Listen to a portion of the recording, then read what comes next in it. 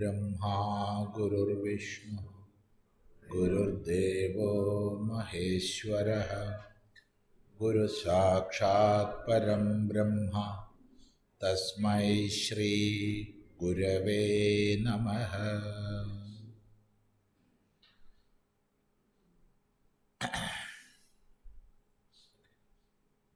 ശ്രേയാൻ ദ്രവ്യമയാദി യജ്ഞാത് ജ്ഞാനയജ്ഞ പരന്തപ. ജ്ഞാനമഹിമ പറയുന്ന പ്രകരണം. ആ പ്രകരണത്തിൻ്റെ ആരംഭം ബ്രഹ്മാർപ്പണം ബ്രഹ്മഹവി എന്ന് പറഞ്ഞ് ആരംഭിച്ചു.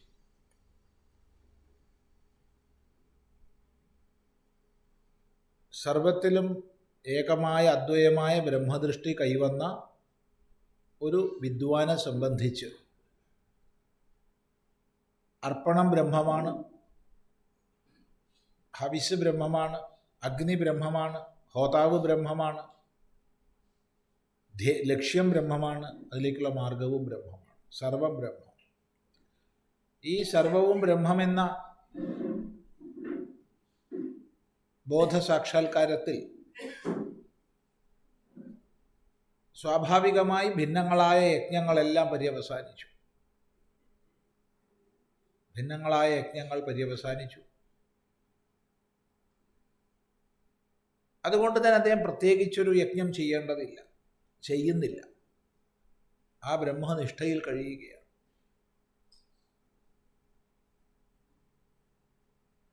അവിടെ നമ്മൾ വിചാരം ചെയ്യുമ്പോൾ അങ്ങനെയൊരു മഹാവിൻ്റെ കേവലമായ വർത്തനം പോലും യജ്ഞമാണ്, ശ്വാസോച്ഛ്വാസം പോലും യജ്ഞമാണ്.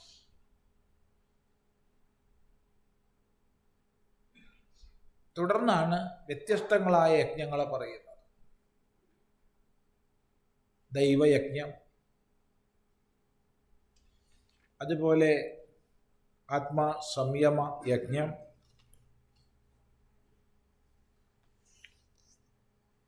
ബ്രഹ്മാഗ്നിയിൽ ആത്മഭാവത്തെ ഹോമിക്കുന്ന യജ്ഞം, സംയമാഗ്നികളിൽ ഇന്ദ്രിയങ്ങളെ ഹോമിക്കുന്നത്,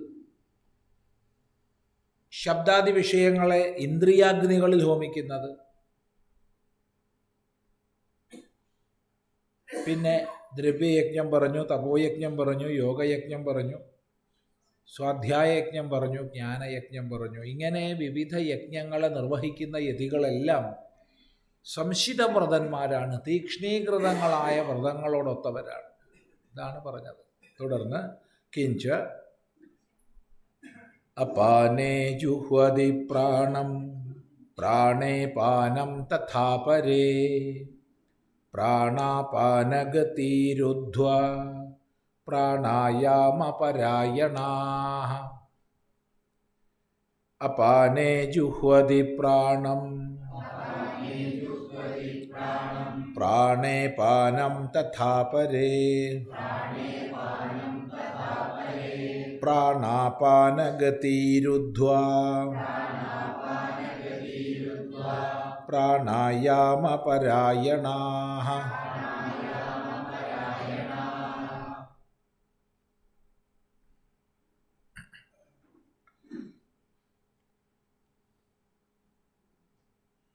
അപാനേ ജുഹ്വതി പ്രാണം, പ്രാണനെ അപാനനിൽ ഹോമിക്കുന്നു.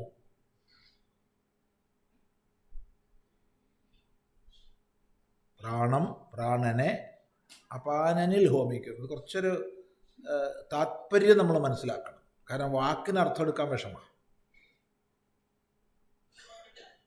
പ്രാണേ അപാനം തഥാ അപരേ ജുഹ്വതി. വേറെ ചിലർ അപാനനെ പ്രാണനിൽ ഹോമിക്കുന്നു. അങ്ങനെ പ്രാണാപാനഗതി, പ്രാണന്റെയും അപാനന്റെയും ഗതികളെ, ദ്വിവചനമാണ്, ഗതികളെ രുദ്ധ്വ, രോധിച്ചിട്ട്, തടഞ്ഞിട്ട്, നിരോധിച്ചിട്ട്, പ്രാണായാമപരായണാഃ, പ്രാണായാമപരായണന്മാർ ഹോമം ചെയ്യുന്നു, യജ്ഞം ചെയ്യുന്നു. അത് മറ്റൊരു യജ്ഞം, പ്രാണായാമ യജ്ഞമാണ്. ഇവിടെ നമ്മൾ താത്പര്യമെടുക്കണം, വാച്യാർത്ഥം എടുക്കാൻ പറ്റില്ല എന്ന് പറയാൻ കാരണം ആധ്യാത്മികമായ വായുവിന് പ്രാണൻ എന്ന് പറയും. പ്രാണശബ്ദത്തിന് അനേക അർത്ഥങ്ങളുണ്ട്. ആധ്യാത്മികമായ വായു പ്രാണനാണ്. ജീവശക്തിയെ നമുക്ക് പ്രാണനെന്ന് വിളിക്കാം. പ്രാണശബ്ദത്തിന് ഈശ്വരൻ എന്നർത്ഥമുണ്ട് ചില സന്ദർഭങ്ങളിൽ. പ്രാണശബ്ദത്തിന് സമഷ്ടിവായു എന്നർത്ഥമുണ്ട് ചില സന്ദർഭങ്ങളിൽ. ചില സന്ദർഭത്തിൽ ബ്രഹ്മം എന്നും അർത്ഥമുണ്ട് ഉപനിഷത്തിൽ.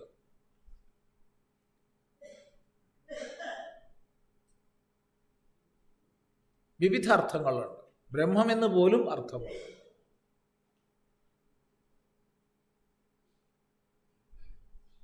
എങ്കിലും ആധ്യാത്മികമായി നമ്മൾ പറയുമ്പോൾ, ആധ്യാത്മികം എന്ന് പറഞ്ഞാൽ ആത്മാനം അധികൃത്യ, തന്നെ സംബന്ധിച്ച്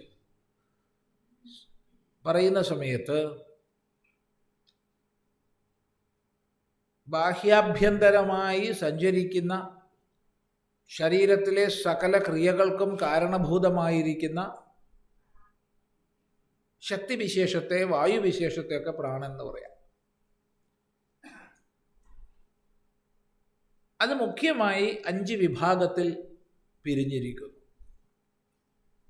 പ്രാണനും അപാനനും സമാനനും ഉദാനനും വ്യാനനും.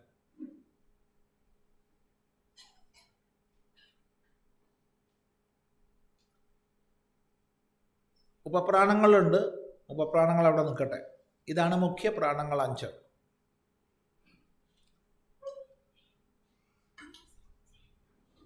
ഇവയുടെ ധർമ്മം, വ്യാപാരം സൂചിപ്പിക്കും വിധമാണ് ഇവയുടെ പേരുകൾ തന്നെ.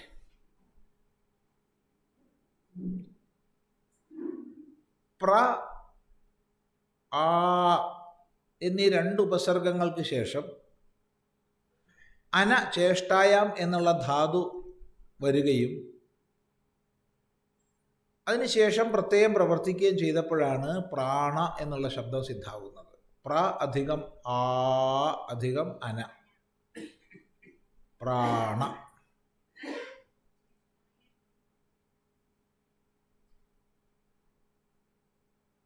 സമ അധികം ആ അധികം അന, സമാന. അപ അധികം ആ അധികം അന, അപാന. ഉദ് അധികം ആ അധികം അന, ഉദാന. വി അധികം ആ അധികം അന, വ്യാന. ഇങ്ങനെയാണ് 5 വായുവിശേഷങ്ങളുടെ ശബ്ദങ്ങൾ.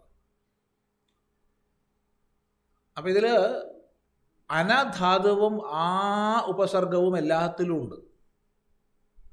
പിന്നെ മാറ്റമുള്ളത് പ്ര, അപ, സമ, ഉദ്, വി എന്നിവയാണ്.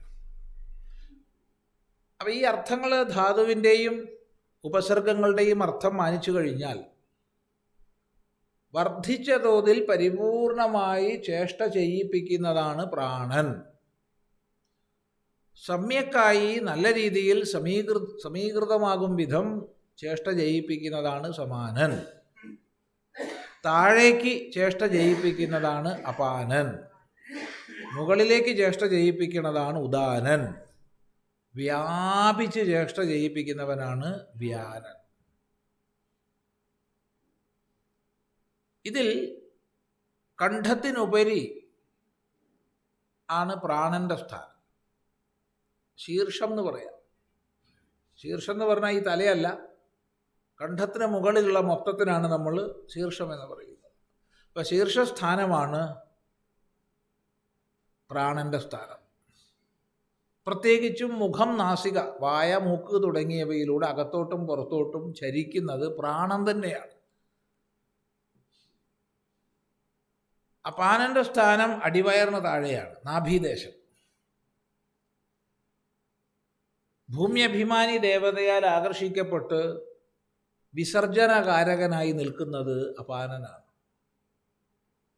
രണ്ടിനും മധ്യേയാണ് സമാനന്റെ സ്ഥാനം. അപാനന് ഉപരി, പ്രാണന് താഴെ.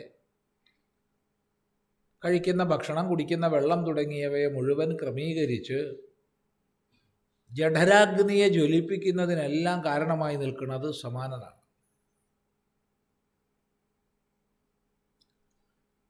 നമ്മുടെ എല്ലാ സംസ്കാരങ്ങളെയും പാക്ക് ചെയ്ത് അടുത്തതിലേക്ക് കൊണ്ടുപോകാൻ തയ്യാറായി, ഊർധ്വഗതിക്ക് തയ്യാറായി നിൽക്കുന്നവനാണ് ഉദാനൻ. ശരീരമാസകലം വ്യാപിച്ച് നിലകൊള്ളുന്ന 72,72,10,201 നാഡികളിൽ വ്യാപിച്ച് നിലകൊള്ളുന്നവനാണ് വ്യാനൻ. അപ്പൊ ഇതിൽ അപാനനിൽ പ്രാണനെ ഹോമിക്കുന്നു എന്ന് പറയുമ്പോൾ വാക്കിൻ്റെ അർത്ഥം എടുക്കാൻ വയ്യ. കാരണം പ്രാണൻ കണ്ഠത്തിലൂടെ അകത്തേക്കും പുറത്തേക്കും പോണതൊക്കെ പ്രാണൻ തന്നെയാണ്. അപാനൻ താഴെ, അടിവയറിന് താഴെയാണ്. അപ്പം അവിടെ വാച്യാർത്ഥം എടുക്കാൻ പറ്റില്ല. അപ്പം എന്തേ പറ്റുള്ളൂ വെച്ചാൽ ബാഹ്യമായിരിക്കുന്ന പ്രാണനെ അകത്തോട്ട് ക്രമീകരിക്കുന്നു എന്നുള്ള അർത്ഥം എടുക്കേണ്ടി വരും. പൂരകം ചെയ്യുന്നു എന്ന് പറയേണ്ടി വരും. തിരിച്ച് അപാനനെ പ്രാണനിൽ ഹോമിക്കുന്നു എന്ന് പറയുമ്പോൾ അകത്തുനിന്ന് പുറത്തേക്ക് എന്നുള്ള അർത്ഥം എടുക്കേണ്ടി വരും. അങ്ങനെയാണ് ഭാഷ്യകാരൻ പറഞ്ഞു തരുന്നത്. കാരണം പ്രാണായാമം ചെയ്യുമ്പോൾ നമ്മൾ വാസ്തവത്തിൽ അപാനനെ നേരിട്ടൊന്നും ചെയ്യുന്നില്ല. എല്ലാ പ്രാണങ്ങളും സ്വാധീനിക്കപ്പെടും പ്രാണായാമത്തിലൂടെ. പ്രാണായാമത്തിലൂടെ പ്രാണാപാന സമാനോദാന വ്യാനന്മാരൊക്കെ സ്വാധീനിക്കപ്പെടും. അത് വേറെ വിഷയം. പക്ഷെ നമ്മൾ നേരിട്ട് അപാനനെയോ സമാനനെയോ വ്യാനനെയോ ഒന്നും സ്പർശിക്കുന്നില്ല പ്രാണായാമത്തിൽ. പ്രാണായാമത്തിൽ പ്രാണനെ മാത്രമേ സ്പർശിക്കുന്നുള്ളൂ. മുഖനാസികകളിലൂടെ അകത്തോട്ടും പുറത്തോട്ടും പോകുന്ന പ്രാണന്റെ ഗതിയെ രോധിക്കുന്നതാണ് പ്രാണായാമം.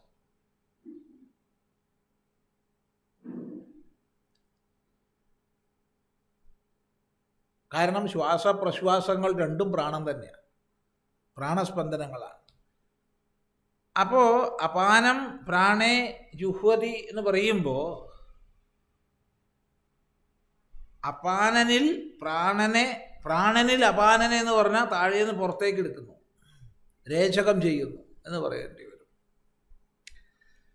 പ്രാണാപാനഗതി രുദ്ധ്വ, പ്രാണാപാനഗതികളെ രണ്ടിനെയും രോധിക്കുന്നു എന്ന് പറയുമ്പോൾ കുംഭകം ചെയ്യുന്നു എന്നർത്ഥം പറയേണ്ടി വരും.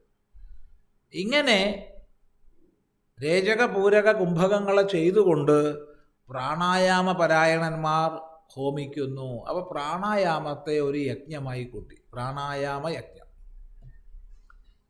അത് അങ്ങനെ ഒരു കൂട്ടം യജ്ഞം. ഇപ്പോൾ ഇവിടെ പ്രത്യേകം ശ്രദ്ധിക്കുക, അപാനേ ജുഹ്വതി, പ്രാണേ അപാനം എന്നുള്ള രണ്ടിനും വാച്യാർത്ഥം എടുക്കാൻ പറ്റില്ല. എന്തുകൊണ്ടെന്നാൽ അപാനനെ നമ്മൾ സ്പർശിക്കുന്നില്ല. നമ്മൾ വാസ്തവത്തിൽ അപാനനെ സ്പർശിക്കും. ആരെങ്കിലും ഇപ്പോൾ ചിദാനന്ദപുരി സ്വാമി പറഞ്ഞു പ്രാണായാമത്തിൽ അപാനനെ സ്പർശിക്കുന്നില്ല എന്ന് പറഞ്ഞാൽ തെറ്റാണ്. എല്ലാ 5 പ്രാണങ്ങളെയും സ്പർശിക്കുന്നുണ്ട്. പക്ഷേ നമ്മൾ നേരിട്ട് സ്വാധീനിക്കാൻ ശ്രമിക്കുന്നത് പ്രാണനെ മാത്രമാണ്. പ്രാണദ്വാര മറ്റെല്ലാത്തിനെയും സ്വാധീനിക്കുകയാണ്. പ്രത്യേകം ശ്രദ്ധിക്കണം.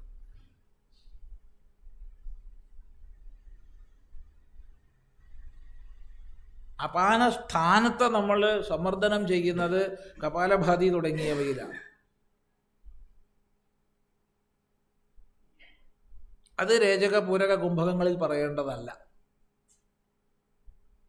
കപാലഭാതി ചെയ്യുന്ന സമയത്ത് അപാനസ്ഥാനത്തെ നമ്മൾ ഘട്ടനം ചെയ്യുന്നുണ്ട്.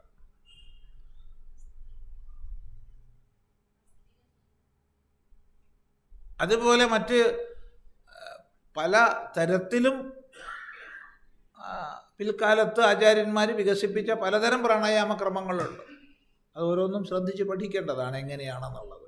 ഏതായാലും സാമാന്യമായി രേചക പൂരക കുംഭകങ്ങളിൽ പ്രാണനെ മാത്രമാണ് സ്വാധീനിക്കുന്നത്. പ്രാണസ്വാധീനത്തിലൂടെ എല്ലാത്തിനെയും സ്വാധീനിക്കുക ചെയ്യുന്നത് പ്രത്യേകം മനസ്സിലാക്കണം. അപ്പോൾ അത് വെച്ചുകൊണ്ടാണ് ഭഗവാൻ ഭാഷ്യകാരൻ ഇവിടെ അർത്ഥം പറയുന്നത്. നോക്കൂ, അപാനെ അപാനവൃത്തൗ ജുഹ്വതി പ്രക്ഷിപന്തി പ്രാണം പ്രാണവൃത്തിം പൂരകാഖ്യം പ്രാണായാമം കുർവന്തി ഇത്യർത്ഥഃ. പ്രാണേ അപാനം തഥാ അപരേ ജുഹ്വതി രേചകാഖ്യം ച പ്രാണായാമം കുർവന്തി ഇത്യേതത്. പ്രാണാപാനഗതി മുഖനാസികാഭ്യാം വായോः നിർഗമനം പ്രാണസ്യ ഗതിः തത് വിപര്യേണ അധോഗമനം അപാനസ്യ തേ പ്രാണാപാനഗതി ഏതൈരുദ്ധ്വ നിരുദ്ധ്യ പ്രാണായാമപരായണാः പ്രാണായാമതത്പരാः കുംഭകാഖ്യം പ്രാണായാമം കുർവന്തി ഇത്യർത്ഥഃ. അപാനെ അപാനവൃത്തൗ ജുഹ്വതി പ്രക്ഷിപന്തി പ്രാണം പ്രാണവൃത്തിം പൂരകാഖ്യം പ്രാണായാമം കുർവന്തി ഇത്യർത്ഥഃ. പ്രാണേ അപാനം തഥാ അപരേ ജുഹ്വതി രേചകാഖ്യം ച പ്രാണായാമം കുർവന്തി ഇത്യേതത്. പ്രാണാപാനഗതി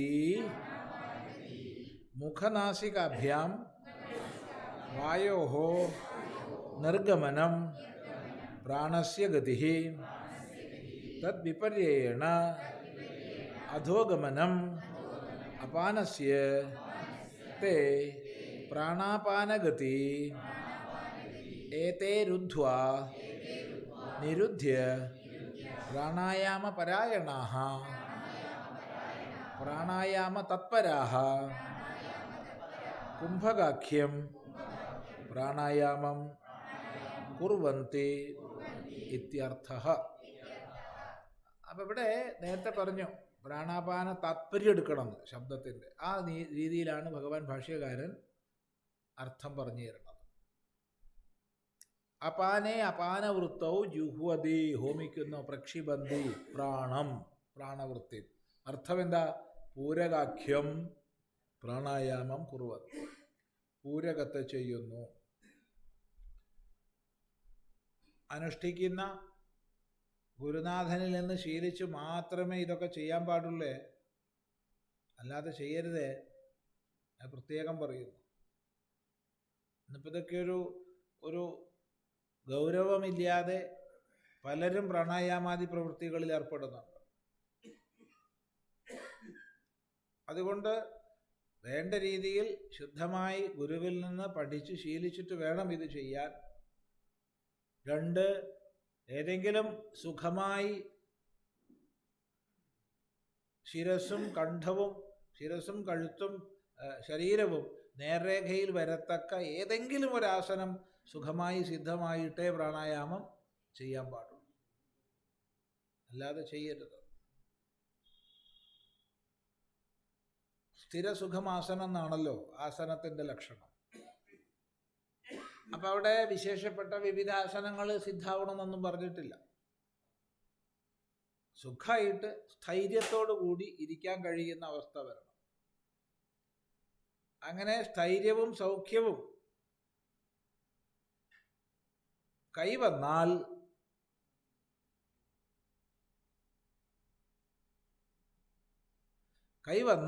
പ്രാണായാമം ചെയ്യാം. അതും ഗുരുവിൽ നിന്ന് ശീലിക്കണം. തിരിച്ച് പ്രാണേ അപാനം അപരേ ജുഹ്വതി, രേചകാഖ്യം പ്രാണായാമം കുറുവന്തി, രേചകം ചെയ്യുന്നു എന്നർത്ഥം. രേചകം പുറത്തേക്കുള്ള വിടലാണ്, പൂരകം അകത്തേക്ക് നിറയ്ക്കലാണ്. പ്രാണാപാനഗതി മുഖനാസികാഭ്യാം വായോഹോ നിർഗമനം പ്രാണസ്യ ഗതി. മുഖനാസികകളിലൂടെ പ്രാണൻ പുറത്തേക്ക് പോകുന്നതാണ് പ്രാണന്റെ ഗതി, അകത്തേക്ക് പോകുന്നതാണ് അധോഗമനം അപാനസ്യ ഗതി. ഇത് അപാന എന്ന് പറയരുത്, ഈ പറഞ്ഞ താല്പര്യം മാനിച്ച് പറഞ്ഞതാ ഭാഷ്യകാരൻ. കാരണം മുഖനാസികകൾ വഴി അപാനം വരുന്നില്ല സാധാരണഗതിയിൽ. സാധാരണഗതിയിൽ അപാനന്റെ സ്ഥാനം അടിവയറിന് താഴെ മാത്രമാണ്. അപ്പോൾ മുകളിലേക്ക് വന്നാൽ ആകെ പ്രശ്നമാവും. വളരെ ഗുരുതരമായ പ്രശ്നമാണ് ഇവിടെ സ്ഥാനം മാറുക എന്ന് പറഞ്ഞത്.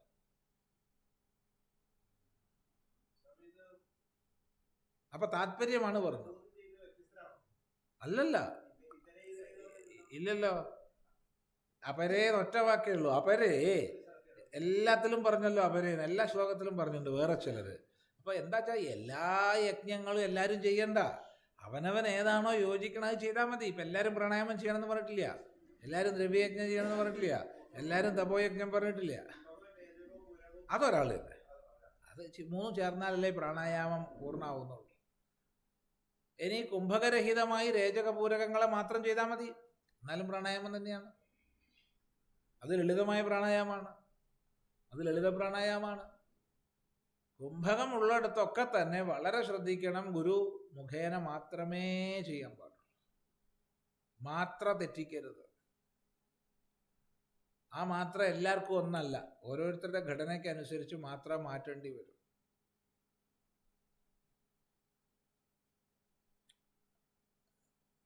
ആസനം, പ്രാണായാമം തുടങ്ങിയവയിൽ ഒന്നും തെറ്റ് വരുത്തരുത്. ഇതിലൊക്കെ ഒരു ഗൗരവ ബുദ്ധി വേണം.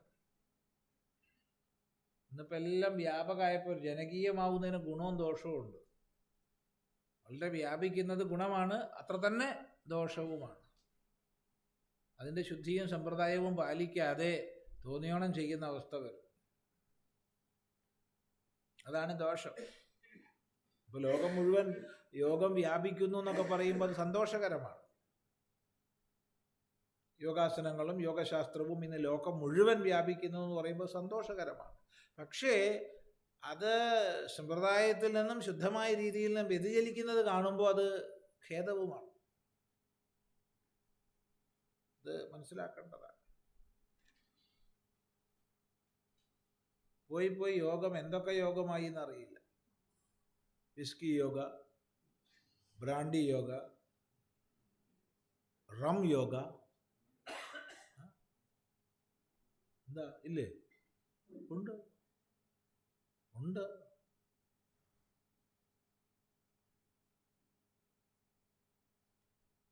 രണ്ടായിരത്തി 19 നമ്മൾ ഗ്രീസിൽ അമോർഗോസ് ഐലൻഡിൽ ഒരു 7 ദിവസത്തെ വേദാന്ത ക്ലാസ് എടുക്കാൻ പോയപ്പോൾ അവിടെ ഒരു യോഗ റിട്രീറ്റ് ക്യാമ്പാണ്. വലിയ സൗകര്യങ്ങളുള്ള നല്ല ഒന്നാന്തരം മനോഹരമായൊരു ക്യാമ്പ് സൈറ്റാണ്. വേറെ ഒന്നിനും കൊടുക്കില്ല അവർ. നല്ല സൗകര്യമുള്ള ഹോട്ടലുകൾ, സൗകര്യമുള്ള റൂമുകളാണ്, സൗകര്യമുള്ള സംവിധാനങ്ങളാണ്. വേറെ ഒന്നിനും കൊടുക്കില്ല, യോഗ ക്യാമ്പിന് മാത്രമേ കൊടുക്കുള്ളൂ.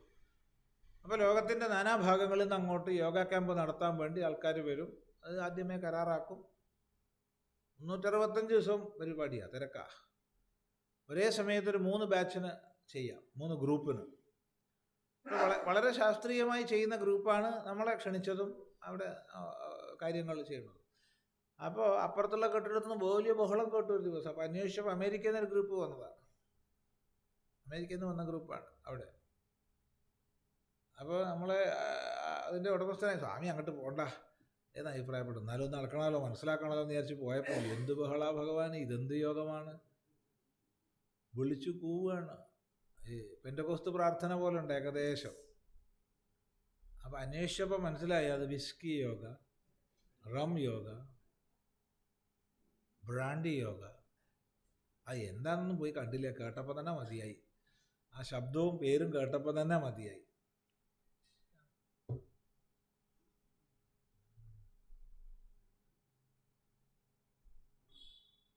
അതിന് മുമ്പ് തന്നെ നമ്മൾ വേറെ ചിലതൊക്കെ കേട്ടിട്ടുണ്ട്. കോഫി മെഡിറ്റേഷൻ, ടീ മെഡിറ്റേഷൻ ഒക്കെ കേട്ടിട്ടുണ്ട്.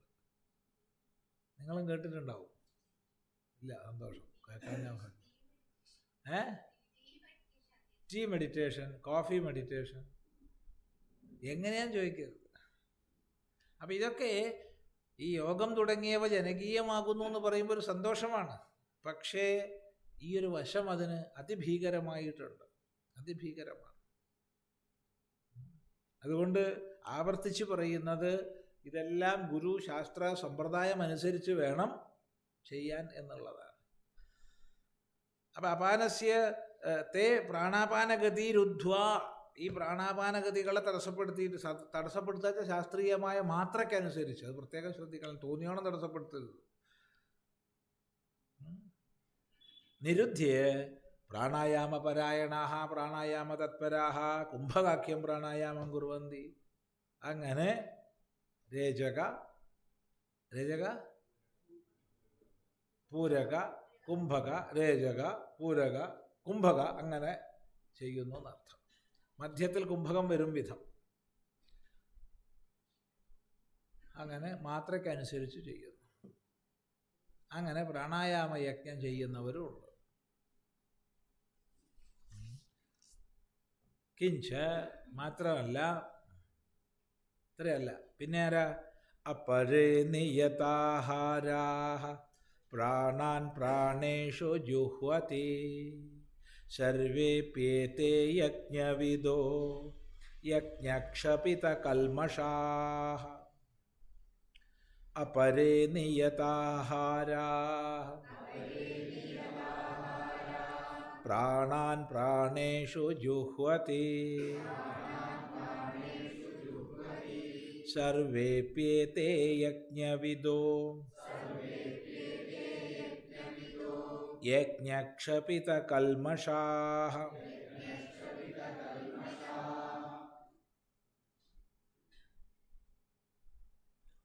അപരേ നിയതാഹാരാഃ പ്രാണാൻ പ്രാണേഷു ജുഹ്വതി.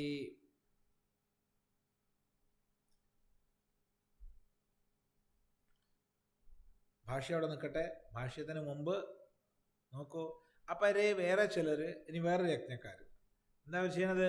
നിയതാഹാരന്മാരായിട്ട് ആഹാരക്രമീകരണം ചെയ്തിട്ട്. ആഹാരം എന്ന് പറഞ്ഞാൽ ഇന്ദ്രിയങ്ങളിലൂടെ വായയിലൂടെ ഒക്കെ അകത്തേക്ക് എടുക്കുന്നതൊക്കെ ആഹാരങ്ങളാണ്. വായയിലൂടെ കഴിക്കുന്നത് മാത്രമല്ല ആഹാരം. കാണുന്നത്, കേൾക്കണത്, രുചിക്കണത്, മണക്കണത്, സ്പർശിക്കണത് ഒക്കെ ആഹാര. അതെല്ലാം നമ്മുടെ വ്യക്തിത്വത്തെയും സംസ്കാരത്തെയും മനസ്സിനെയും ഒക്കെ സ്വാധീനിക്കുന്നതാണ്. എങ്കിൽ തന്നെയും ഭക്ഷണ ക്രമീകരണം എന്നുള്ളത് വളരെ പ്രാധാന്യേന ഉള്ളതാണ്. ആഹാര ക്രമീകരണം ശാസ്ത്രീയമായ ഭക്ഷണവിധാനം ചെയ്യുന്നവർക്കേ യോഗസിദ്ധിയുള്ളൂ എന്നുള്ളത് ഭഗവാൻ പറയാൻ പോകുന്നുണ്ട് 6-ാം അധ്യായത്തിൽ.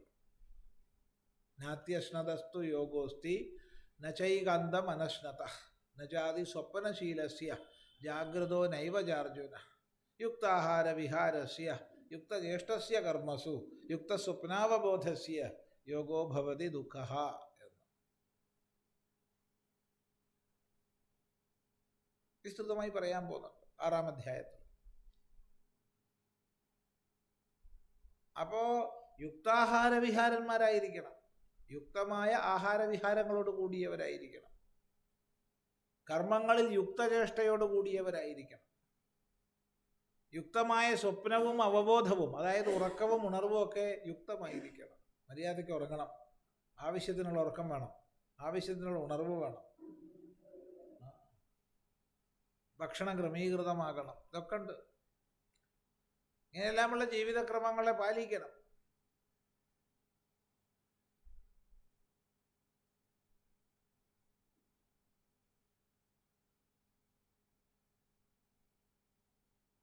അർദ്ധമചനസ്യ സവ്യഞ്ജനസ്യ തൃതീയമുദകസ്യ തു വായോ സഞ്ചരണാർത്ഥം തു ചതുർത്ഥം അവശേഷയത്.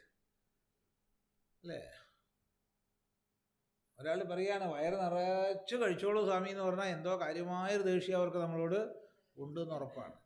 കാരണം വയറിൻ്റെ പകുതിയെ കട്ടിയുള്ളത് കഴിക്കാൻ പാടുള്ളൂ, ബാക്കി പകുതി ഇടപകുതി ജലം, ബാക്കിയോ വായുവിൻ്റെ സഞ്ചാരത്തിന് വേണ്ടി. നല്ല അരവിയന്ത്രം പ്രവർത്തിക്കുള്ളൂ. ഇത് മുഴുവൻ നിറച്ച് മൂക്കറ്റം നിറച്ചു കഴിഞ്ഞാലുള്ള സ്ഥിതി എന്താ?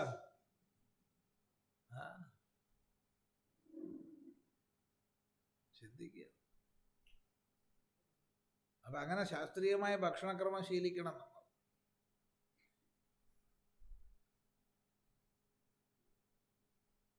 അളവ്, ദ്രവ്യം എല്ലാം ശ്രദ്ധിക്കണം. അതൊക്കെ യുക്താഹാര എന്നുള്ളതിൽ പെടും.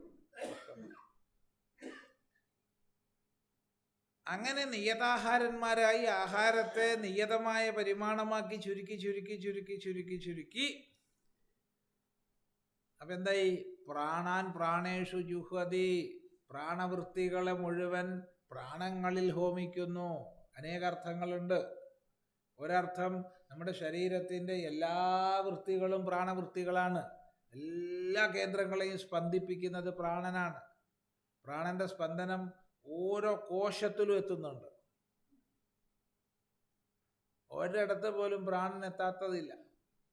പ്രാണന്റെ വ്യാനവൃത്തിയാണെന്ന് മനസ്സിലാക്കണം. ശരീരം മുഴുവൻ വ്യാപിച്ചു നിൽക്കുന്നത് വ്യാനവൃത്തിയാണ്.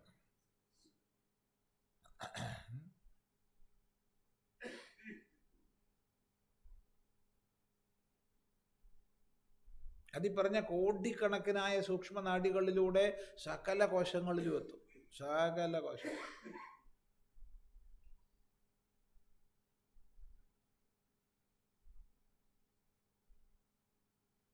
അപ്പോൾ ആഹാരത്തെ പരിമിതപ്പെടുത്തി ഈ പ്രാണവൃത്തികളെ പ്രാണങ്ങളിൽ തന്നെ ഹോമിക്കുകയാണ്.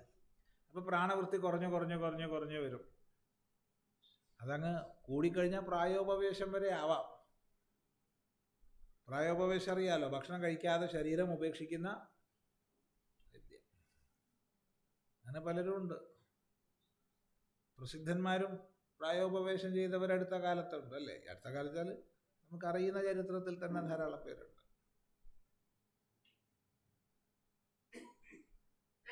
എത്രയോ പേര് പ്രായമായിട്ട് ശരി ഇനി ഭക്ഷണം നിർത്താം എന്ന് വിചാരിച്ച് നിർത്തുന്ന ആൾക്കാരുണ്ട്. എത്രയോ പേരുണ്ട്.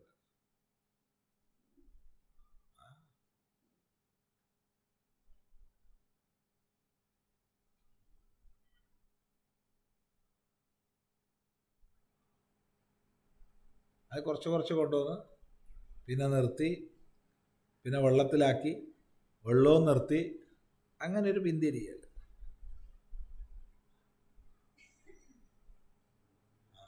എന്താ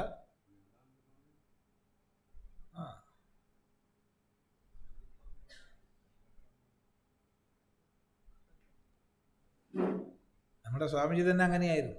അവസാനം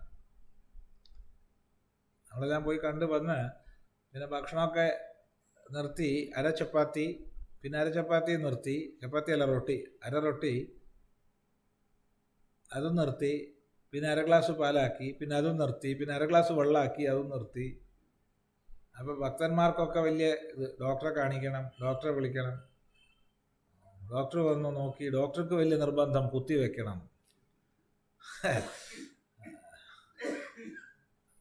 അപ്പോൾ വിളിച്ചു പറഞ്ഞപ്പോൾ നമ്മളിവിടുന്ന് പറഞ്ഞു, സ്വാമിജി സ്വന്തം ബുദ്ധി ഉപയോഗിച്ച്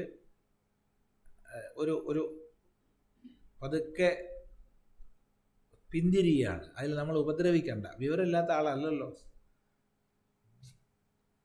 അപ്പോൾ ഡോക്ടർ പറഞ്ഞു ഞങ്ങൾക്കത് പറ്റില്ല, ഒരാളെ അങ്ങനെ മരിക്കാൻ വിടാൻ ഞങ്ങൾക്ക് പറ്റില്ല, അതുകൊണ്ട് കുത്തി വെക്കണം. എന്നാൽ പിന്നെ നിങ്ങൾ കുത്തിക്കോളൂ എന്ന് പറഞ്ഞു. അല്ലാണ്ട് എന്ത് പറയാനാ?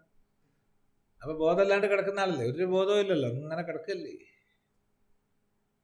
അപ്പോൾ ഒരു വടിയൊക്കെ സജ്ജീകരിച്ച് കട്ടിൻ്റെ അടിയിൽ അടുത്ത് അതൊക്കെ ക്രമീകരിച്ച് വെച്ച് അതിൻ്റെ മുകളിൽ കെട്ടാനുള്ള സംഗതിയൊക്കെ ഉണ്ടാക്കി ഡെക്സ്ട്രോസും സലൈനും ഒക്കെ ക്രമീകരിച്ച് ആവശ്യത്തിനനുസരിച്ച്, ബോധമില്ലല്ലോ, ശക്തിയിലൊന്നും നോക്കേണ്ട ആവശ്യമില്ലല്ലോ, അങ്ങനെ കിടക്കല്ലേ.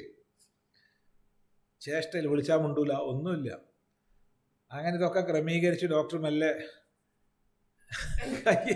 കയ്യിലൊക്കെ ഞരമ്പൊക്കെ പിടിച്ച് ഒന്ന് അനക്കല്ല, കുത്താൻ തുടങ്ങൊരൊറ്റ തട്ടല. ഡോക്ടറും ഇല്ല, ഈ കുന്തവും ഇല്ല, കുപ്പിയും ഇല്ല, ഒക്കെ നിലത്ത് പോകും. ഡോക്ടർ പ്രതീക്ഷിച്ചില്ല, കാരണം ബോധമല്ലാണ്ട് കിടക്കുന്ന ആൾ ഇത്ര ശക്തി തട്ടാനോ, തെറിച്ചുപോയി. അപ്പം അതേ കിട്ടിയപ്പോൾ തോന്നി അദ്ദേഹം പറഞ്ഞു നമ്മളിൽ ഇടപെടണ്ട, നമ്മളൊന്നും ചെയ്യണ്ട.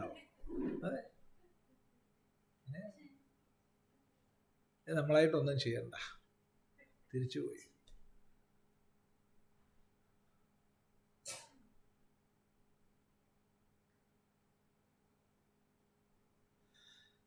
ഏതായാലും അങ്ങനെ നിയതാഹാരന്മാരായി തങ്ങളുടെ എല്ലാ പ്രാണവൃത്തികളെയും പ്രാണങ്ങളിൽ മൂലരൂപത്തിൽ തന്നെ ഹോമിച്ച് അങ്ങനെ ഉപശമിക്കുന്നു.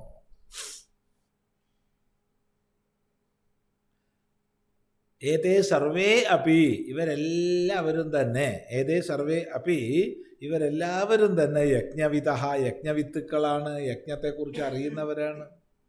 പോരാ. യജ്ഞക്ഷപിതകൽമഷാഹ, യജ്ഞേന ക്ഷപിതകൽമഷാഹ.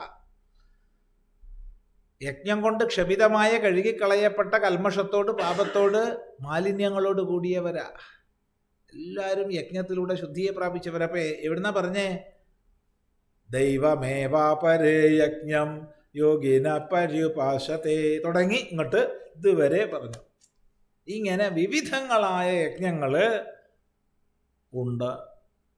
ആരും ഉയർന്നവരോ താണവരോ അല്ല, എല്ലാവരും ശ്രേഷ്ഠന്മാരാ. അപ്പോൾ അവനവന് ഇഷ്ടമുള്ള, അവനവന് യോജിക്കുന്നൊരു യജ്ഞം തിരഞ്ഞെടുക്കാൻ എല്ലാവർക്കും അധികാരമുണ്ട്, സ്വാതന്ത്ര്യമുണ്ട്. അവനവന് യോജിക്കുന്നത് എല്ലാവരും സമ്പ്രദായ ശുദ്ധി അനുസരിച്ചായിരിക്കണം എന്നർത്ഥം. നോക്കൂ ഭാഷ്യം. അപരേ നിയതാഹാരാः നിയതഃ പരിമിതः ആഹാരः യേഷാം തേ നിയതാഹാരാः സന്തः പ്രാണാൻ വായുഭേദാൻ പ്രാണേഷു ഏവ ജുഹ്വതി. യസ്യ യസ്യ വായോः ജയः ക്രിയതേ ഇതരാൻ വായുഭേദാൻ തസ്മിൻ തസ്മിൻ ജുഹ്വതി തേ തത്ര പ്രവിഷ്ടാः ഇവ ഭവന്തി. സർവേ അപി ഏതേ യജ്ഞവിദഃ യജ്ഞക്ഷപിതകൽമഷാः യജ്ഞൈഃ യഥോക്തൈഃ ക്ഷപിതः നാശിതः കൽമഷः യേഷാം തേ യജ്ഞക്ഷപിതകൽമഷാः. അപരേ നിയതാഹാരാः നിയതഃ പരിമിതः ആഹാരः യേഷാം തേ നിയതാഹാരാः സന്തഃ പ്രാണാൻ വായുഭേദാൻ പ്രാണേഷു ഏവ ജുഹ്വതി. യസ്യ യസ്യ വായോഃ ജയഃ ക്രിയതേ ഇതരാൻ വായുഭേദാൻ തസ്മിൻ തസ്മിൻ ജുഹ്വതി തേ തത്ര പ്രവിഷ്ടാഃ ഇവ ഭവന്തി. സർവേ അപി ഏതേ യജ്ഞവിദഃ യജ്ഞക്ഷപിതകൽമഷാः യജ്ഞൈഃ യഥോക്തൈഃ ക്ഷപിതः നാശിതः കൽമഷः യേഷാം തേ യജ്ഞക്ഷപിതകൽമഷാः. അപ്പം വേറെ ചിലർ നിയതാഹാരന്മാരായിട്ട് ആഹാരത്തെ പരിമിതപ്പെടുത്തിയിട്ട് കുറച്ച് കുറച്ച് കുറച്ച് കുറച്ച് കുറച്ച് പരിമിതപ്പെടുത്തിയിട്ട്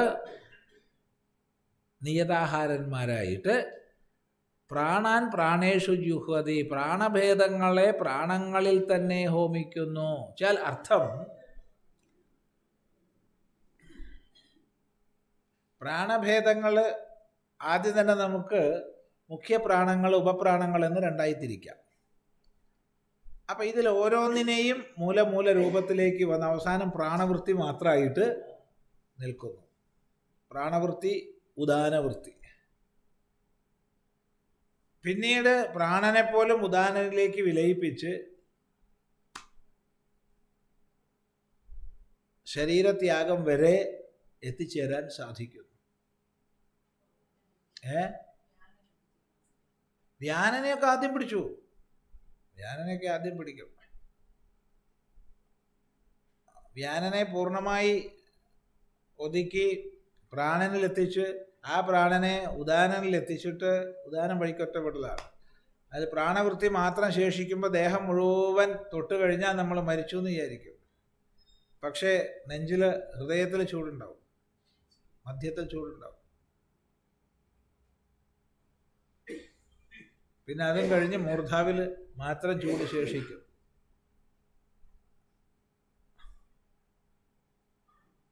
ഇങ്ങനെയൊക്കെ ചെയ്യുന്നവരുണ്ട്.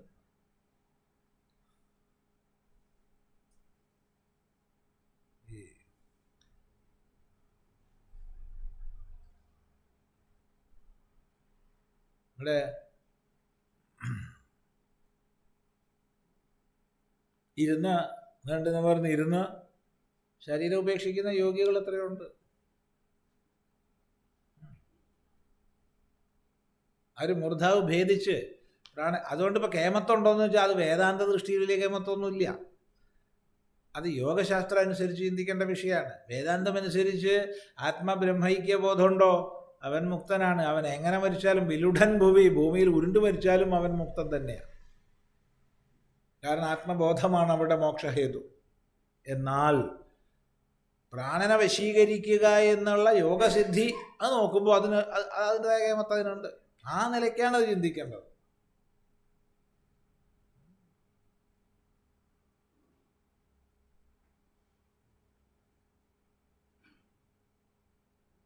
എല്ലാവരെയും ക്ഷണിക്കുകയാണ് ഗുജറാത്ത് മാധവാനന്ദാശ്രമത്തിലേക്ക്. അവിടെ സ്വാമിജിയുടെ മഹാസമാധി ക്ഷേത്രമുണ്ട്. സ്വാമിജി ഇരുന്ന് ശരീരം പോയ ആളാണ്. ശരീരം പോവുക മാത്രമല്ല, പറഞ്ഞതാണ്. ഗുരുപൂർണിമ 1948 ഗുരുപൂർണിമ ദിവസമാണ്.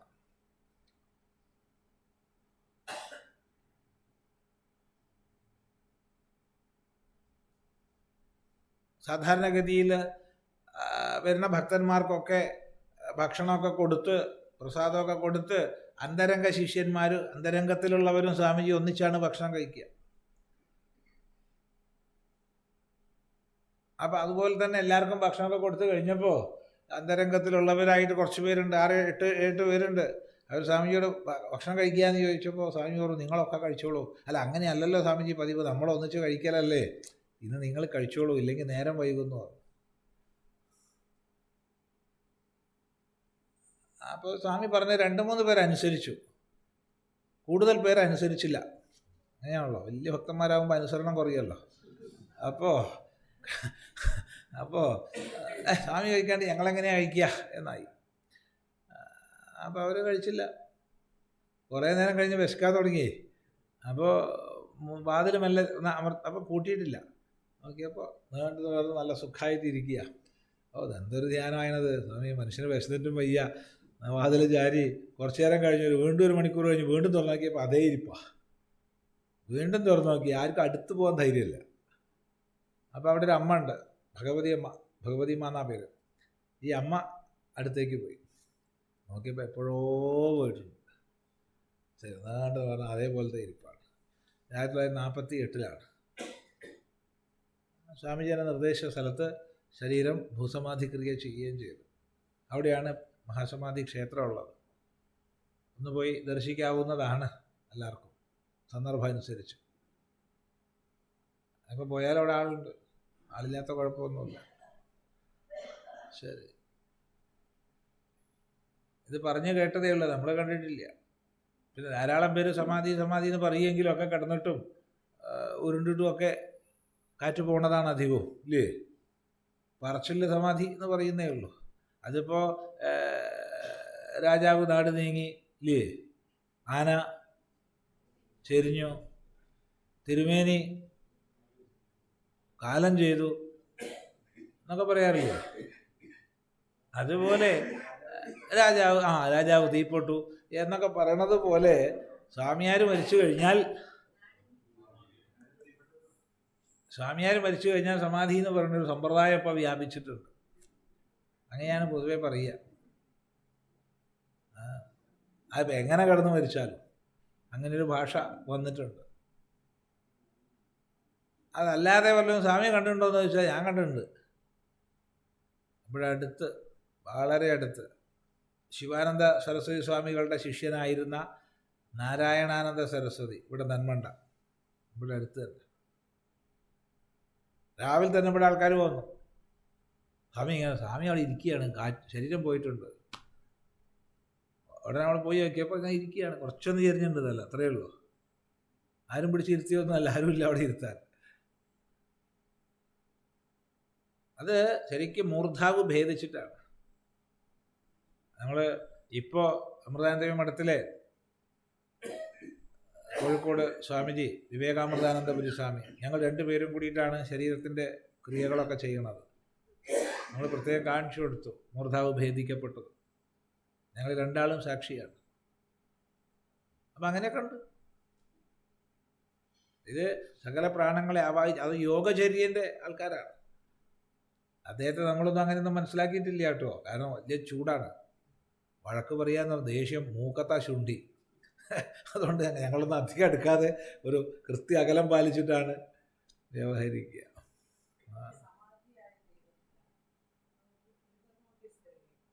ഏ ആ സ്റ്റിഫൊക്കെ ആവും കുറച്ച് കഴിഞ്ഞാൽ സ്റ്റിഫാവും. ആവാണ്ടൊന്നുമില്ല, പക്ഷെ കുറച്ചു നേരം കഴിയണം. അല്ല, അധ്യാത്മ ഭാഗവതം എഴുതിയത് മാധവാനന്ദ തീർത്ഥസ്വാമികളാണ്. മാധവാനന്ദ തീർത്ഥസ്വാമികളും മാധവാനന്ദ പുരി സ്വാമികളും ഗുജറാത്തിൽ സമകാലികന്മാരായിരുന്നു. അവർ രണ്ടുപേരും ഒരുപോലെ പ്രസിദ്ധന്മാരായിരുന്നു ഗുജറാത്തിൽ, ഒരേ കാലഘട്ടത്തിലാണ്. ഇത് മാധവാനന്ദ പുരിയാണ്. സ്വാമിജിയുടെ ഒരു പ്രസിദ്ധമായ രചന എന്ന് പറഞ്ഞാൽ വേദാർത്ഥ ചിന്താമണിയാണ്. 3 വോളിയങ്ങളുള്ള ഗ്രന്ഥമാണ് വേദാർത്ഥ ചിന്താമണി. ഓ, കെട്ടിക്കിടക്കുന്നുണ്ട്, കിട്ടുമെന്ന്. ഗുജറാത്തിയിലാണ്, ഗുജറാത്തി ഭാഷയിലാണ്. എങ്കിലും ഭൂരിഭാഗവും സംസ്കൃത ശ്ലോകങ്ങൾ, മന്ത്രങ്ങൾ തന്നെയാണ്. അതെങ്ങനെയാ വെച്ചാൽ അത് ഓരോ വിഷയക്രമത്തിൽ എടുത്തിട്ട്, ഉദാഹരണം പറഞ്ഞാൽ ആശ്രമം, അല്ലെങ്കിൽ സദാചാരം, അല്ലെങ്കിൽ ധർമ്മം, അല്ലെങ്കിൽ സാധു, അല്ലെങ്കിൽ ബ്രഹ്മചാരി, അങ്ങനെ എന്തെങ്കിലും ഒരു പദം കൊണ്ട് എടുക്കുക. എന്നിട്ട് ആ പദത്തിന് വേദത്തിൽ എന്താണ്, വേദാംഗങ്ങളിൽ എന്താണ്, ഉപവേദങ്ങളിൽ എന്താണ്, ഇതിഹാസങ്ങളിൽ എന്താണ്, പുരാണങ്ങളിൽ എന്താണ്, ധർമ്മശാസ്ത്രങ്ങളിൽ എന്താണ്, ഇങ്ങനെ ഉള്ള ഒരു സമാഹാരമാണ്. എല്ലാം കിട്ടും, എല്ലാം മൂലമാണ്, എല്ലാം മൂലം സംസ്കൃതമാണ്. അതിൻ്റെ വിശദീകരണം ഗുജറാത്തി, സരസമായ ലളിതമായ ഗുജറാത്തിയാണ്, വളരെ ലളിതമായ ഗുജറാത്തിയാണ്. ശരി, ഏതായാലും അങ്ങനെ ഇരിക്കട്ടെ. അപ്പം ഇങ്ങനെയൊക്കെ ഉണ്ട്. ഇവരൊക്കെ യജ്ഞക്ഷപിത കൽമഷാഹ, യജ്ഞം കൊണ്ട് ക്ഷപിതമായ കൽമഷത്തോട് കൂടിയവരാണ്.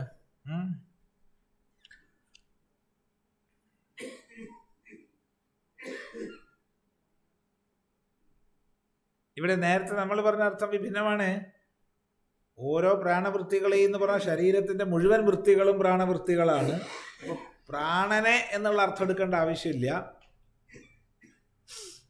മറിച്ച് എല്ലാ വൃത്തികളെയും മൂലകാരണത്തിലേക്ക് വിലയിപ്പിക്കുന്നു എന്നുള്ള അർത്ഥത്തിലാണ് പറഞ്ഞത്. രണ്ടും മനസ്സിലാക്കണം, ഭാഷ്യത്തിനനുസരിച്ച് മാത്രമല്ല പറഞ്ഞത്. ഏവം യഥോക്താൻ യജ്ഞാൻ നിർവർത്തിയ,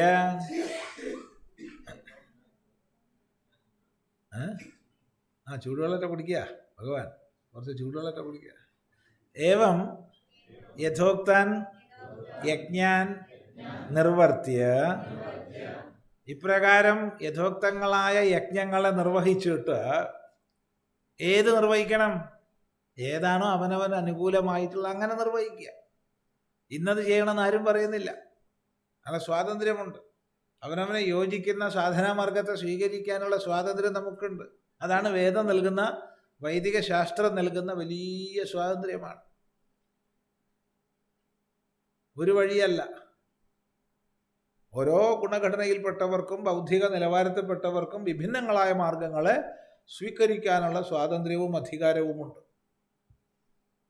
അപ്പോൾ അങ്ങനെയുള്ള യജ്ഞങ്ങളെ നിർവഹിച്ചിട്ട് യജ്ഞശിഷ്ടാമൃതഭുജോ യാന്തി ബ്രഹ്മസനാതനം നായം ലോകോസ്ത്യയജ്ഞസ്യ കുതോന്യഃ കുരു സത്തമാ.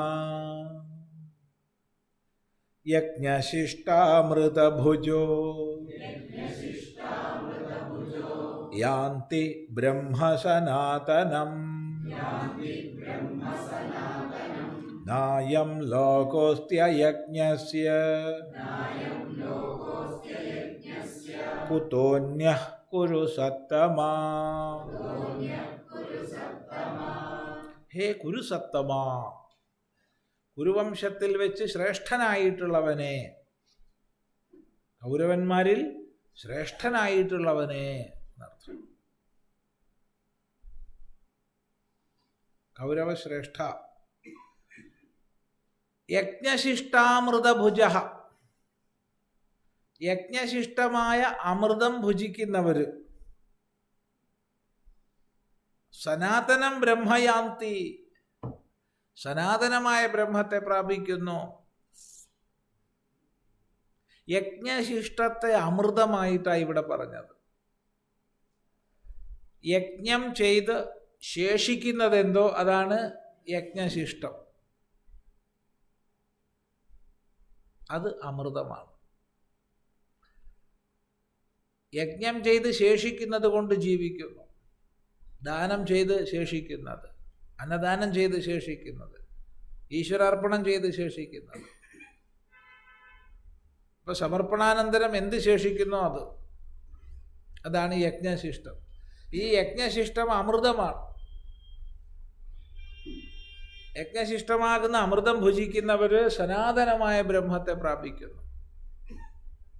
പിന്നെന്താ വേണ്ടേ? എന്നാൽ യജ്ഞം ചെയ്യാത്തവരുടെ സ്തുതിയോ ന അയം ലോകഹാസ്തി, ഈ ലോകമില്ല.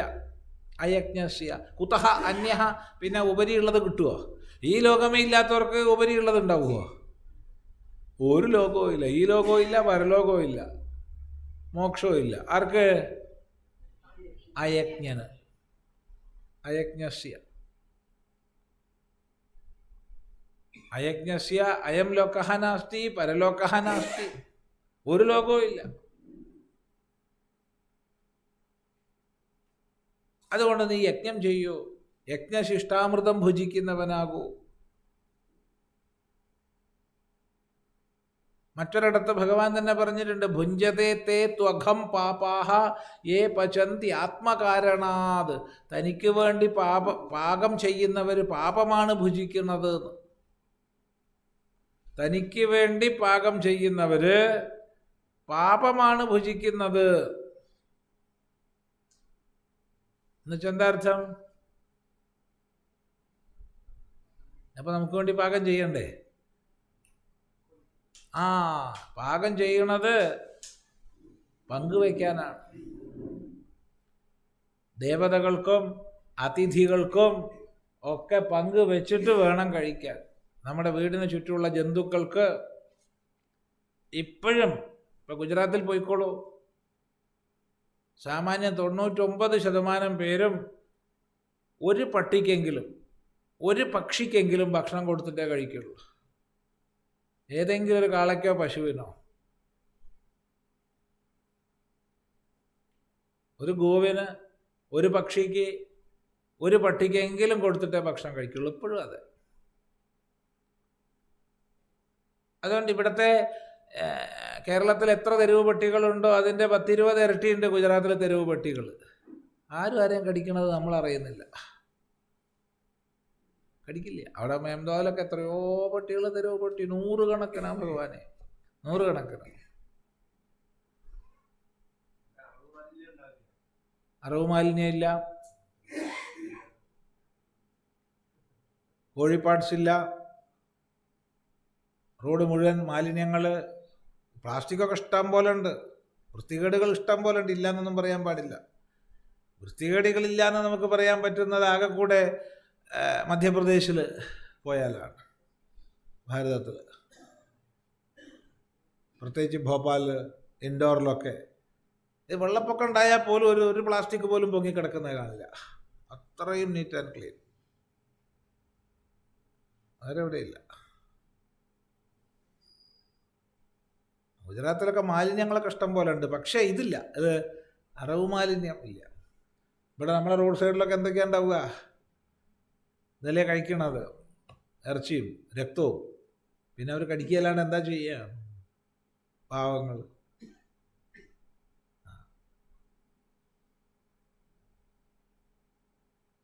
ചിന്തിക്കുക.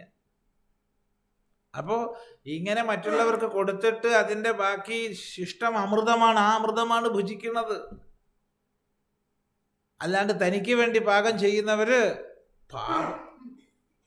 പാപമാണ് കഴിക്കണത്. ഭുഞ്ചതേത്തെ ത്വഘം, അഘം ച പാപം, യേ പചന്തി ആത്മകാരണാത്. അത് നമ്മൾ നിരൂപണം ചെയ്യേണ്ടതാണ്. അപ്പം ഞാൻ എന്ത് ചെയ്യും? വീട്ടിലാരും വരുന്നില്ലല്ലോ, ഒരു പിടി മാറ്റി വയ്ക്കാൻ വല്ല പണിയുണ്ടോ? പാകം ചെയ്യാൻ എടുക്കണേനും ഒരു പിടി മാറ്റി വെച്ചൂടെ?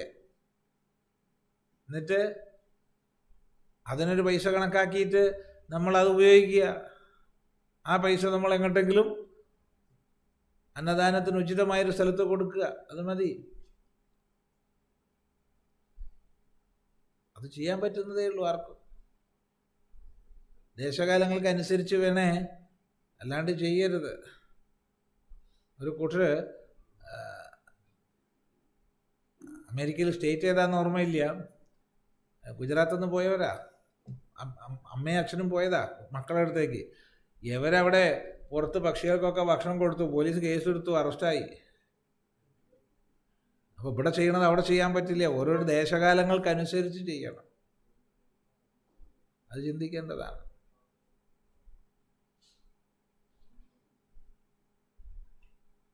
പക്ഷെ എല്ലാവർക്കും ചെയ്യാൻ പറ്റും.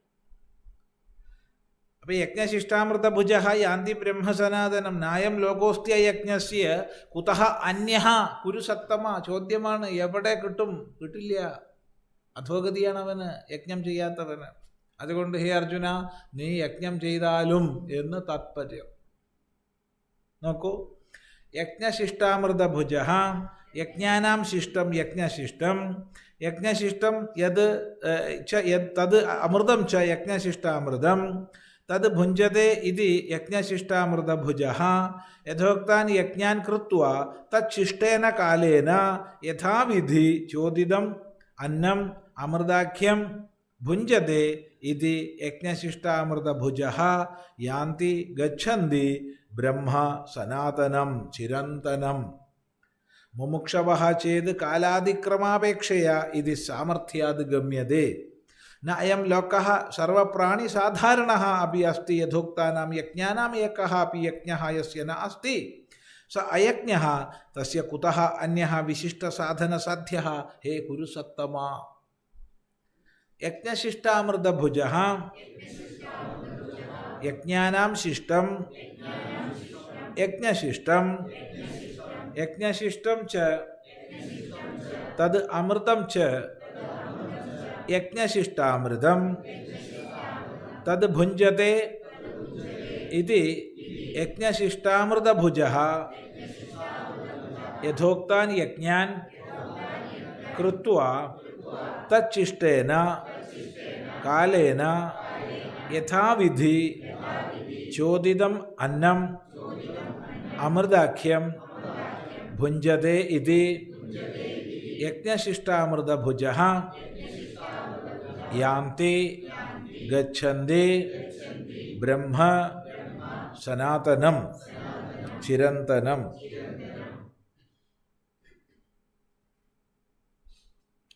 മുമുക്ഷവഃ ചേത് കാലാതിക്രമാപേക്ഷയാ ഇതി സാമർഥ്യാത് ഗമ്യതേ. ന അയം ലോകഃ സർവപ്രാണിസാധാരണഃ അപി അസ്തി യഥോക്താനാം യജ്ഞാനാം ഏകഃ അപി യജ്ഞഃ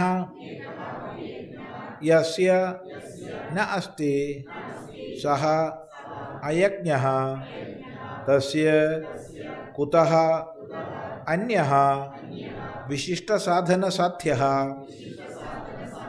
കുരുസത്തമാ.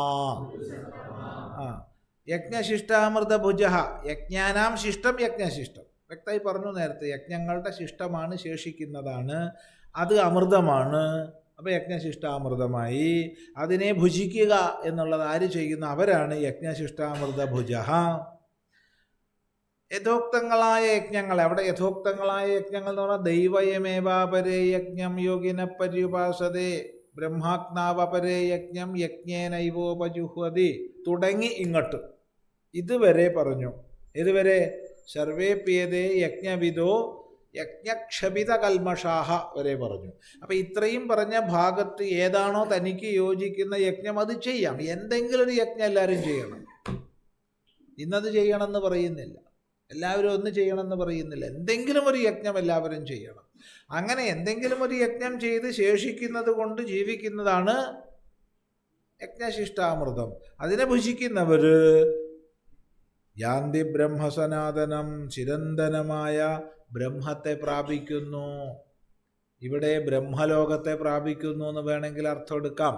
എന്തുകൊണ്ടെന്നാൽ ആത്മജ്ഞാനരഹിതന്മാർ ബ്രഹ്മസാക്ഷാത്കാര സമ്പന്നരാകുന്നു എന്ന് പറയാൻ പറ്റില്ല.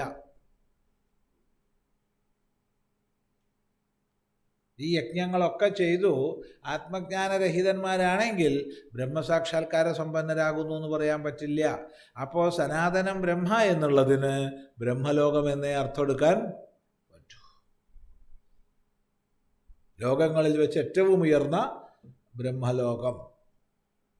അതുകൊണ്ട് പ്രത്യേകിച്ച് പറയാണ് മുമുക്ഷവഹ ചെയ്ത്. മുമുക്ഷുക്കളാണെങ്കിൽ അവർക്ക് ബ്രഹ്മലോകത്തിൽ വലിയ താല്പര്യമൊന്നുമില്ല. മുമുക്ഷുക്കൾക്ക് എന്ത് ബ്രഹ്മലോകം? അപ്പം മുമുക്ഷുക്കളാണെങ്കിൽ ഈ ബ്രഹ്മലോകത്തിലെത്തി കാലാതിക്രമാപേക്ഷയായി ഇത് സാമർഥ്യാത് ഗമ്യതേ, കാലം അതിക്രമിച്ചിട്ട് ഈ ബ്രഹ്മലോകത്തിലെ പുണ്യാനുഭവം കഴിഞ്ഞാൽ അവർ മുക്തരാവും എന്ന് മനസ്സിലായിക്കൊള്ളണം. മുമുക്ഷുക്കൾ മുക്തരാവും. അല്ലാതെ കേവലം യജ്ഞനിർവഹണം ചെയ്തു എന്നുള്ളത് കൊണ്ട് മാത്രം ബ്രഹ്മസാക്ഷാത്കാരായി പറയാൻ പറ്റില്ല. അത് ചിത്തശുദ്ധിക്ക് കാരണമാവും, പുണ്യത്തിന് കാരണമാവും. പുണ്യത്തിലൂടെ പരമാവധി നേടാൻ കഴിയുന്നത് ബ്രഹ്മലോകമാണ്. അത് വ്യക്തമായി മനസ്സിലാക്കണേ ആ വ്യത്യാസം. ഇനി ഇതിൽ പറഞ്ഞ ഏതെങ്കിലും ഒരു യജ്ഞമെങ്കിലും ചെയ്യാത്ത ആൾക്ക് അയം ലോകഹാപിനാസ്തി, സർവപ്രാണി സാധാരണമായി ഈ ലോകം തന്നെ ഇല്ല. എന്താ ഈ ലോകം ഇല്ല എന്ന് പറയും? ഈ ലോകത്തിൽ അവർ ജീവിക്കില്ലേ? എന്താ അവർ മരിക്കണോ? ഈ ലോകത്തിൽ തന്നെ അവർക്കൊരു സുഖം ഉണ്ടാവില്ല. എപ്പോഴും അസ്വസ്ഥതയായിരിക്കും, വ്യാകുലതയായിരിക്കും. ഈ ലോകത്തിൽ ജീവിക്കുന്ന പറഞ്ഞാൽ ജീവിച്ചുകൊണ്ട് ജീവിച്ചു പറയാൻ പറ്റുമോ? ഒരാൾ ഈ ലോകത്തിൽ ജീവിക്കുന്നു എന്നുള്ളതുകൊണ്ട് ജീവിച്ചിരിക്കുന്നു എന്ന് പറയാൻ പറ്റുമോ? ഇല്ല, ഒരിക്കലും പറ്റില്ല.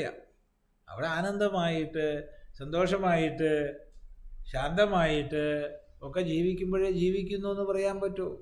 എത്ര പേര് ജീവിക്കുന്നുണ്ട്? നല്ല പത്രാസായിട്ട് ഇങ്ങനെ കേമന്മാരായിട്ട് ഇങ്ങനെ നടക്കുന്നുണ്ടാവും. ഒരു മെല്ലെ രഹസ്യമായിട്ട് വിളിച്ച് 5 മിനിറ്റ് അടുത്തിരുത്തി 2 വർത്താനം പറഞ്ഞാൽ മതി. അപ്പോഴത്തേക്ക് തുടക്കം കറിയാൻ ആമീ ആ പ്രശ്നമുണ്ട്, ഈ പ്രശ്നമുണ്ട്, മറ്റതാണ്, സ്വൈരമില്ല, സമാധാനമില്ല, മക്കളെ കൊണ്ട് നിവൃത്തിയില്ല, അങ്ങനെ പലതും ഒന്നുമില്ല. അതെ, അപ്പൊ ഈ ലോകം അവർക്കുണ്ടോയെന്ന് ചോദിച്ചാൽ ഇല്ല എന്നാ മറുപടി.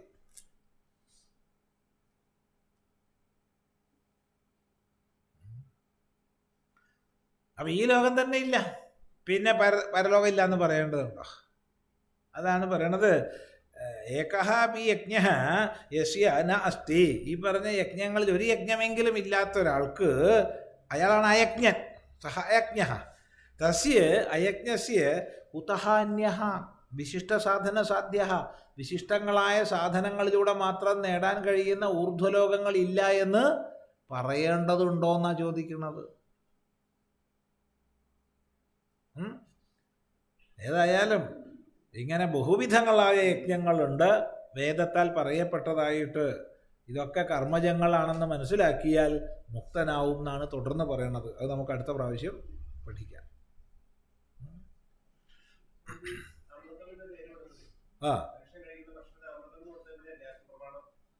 മനുഷ്യൻ കഴിക്കുന്ന ഭക്ഷണം അമൃതമാണോ എന്ന് ചോദിച്ചാൽ അമൃതമായിരിക്കണം. അതെ, നമ്മൾ യജ്ഞശിഷ്ടം അമൃതമാണ്. അമൃതം എന്ന ഭാവനയോടുകൂടി ഇത് അമൃതമാണ് കഴിക്കുന്നത്. ഒരിക്കലും നിന്ദിക്കരുത് അന്നത്തെ. അന്നം വൈ പ്രജാപതി, അന്നം പ്രജാപതിയാണ്. അന്നം ന നിന്ദ്യാത്, അന്നത്തെ നിന്ദിക്കരുത്. തദ്വ്രതം, അത് വ്രതമാണ് എന്ന ഭാവനയിൽ അമൃതമാണ് എന്ന ഭാവനയോടുകൂടി വേണം അന്നം കഴിക്കാൻ. അന്നം ന നിന്ദ്യാത് തദ്വ്രതം ഉപനിഷത്ത് പറയുന്നതാ.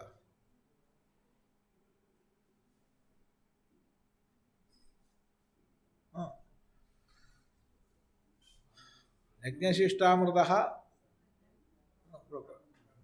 ശരി,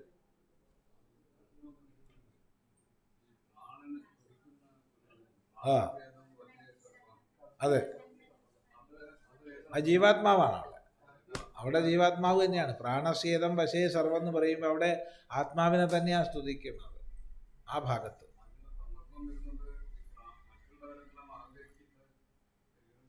അതെ,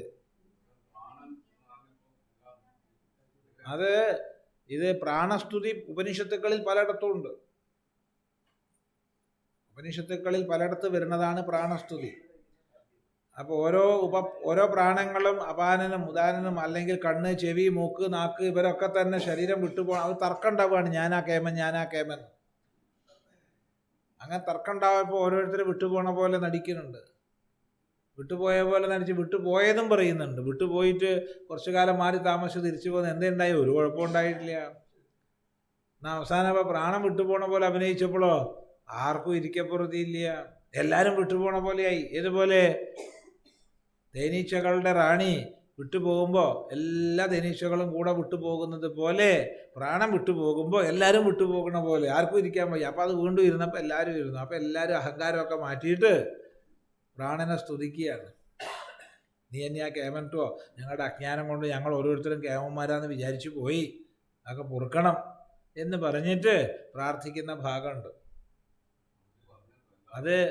അത് പ്രാണന്റെ മുഖ്യത്വം വിസ്മരിച്ചു പോയി മറ്റുള്ളവർ. അതങ്ങനെ സംഭവിക്കും. അങ്ങനെ സംഭവിക്കും. സംശയ നിവാരണം എടുത്തിട്ടില്ല, പിന്നെ പുതിയ സംശയങ്ങൾ കൊണ്ടുവരിക.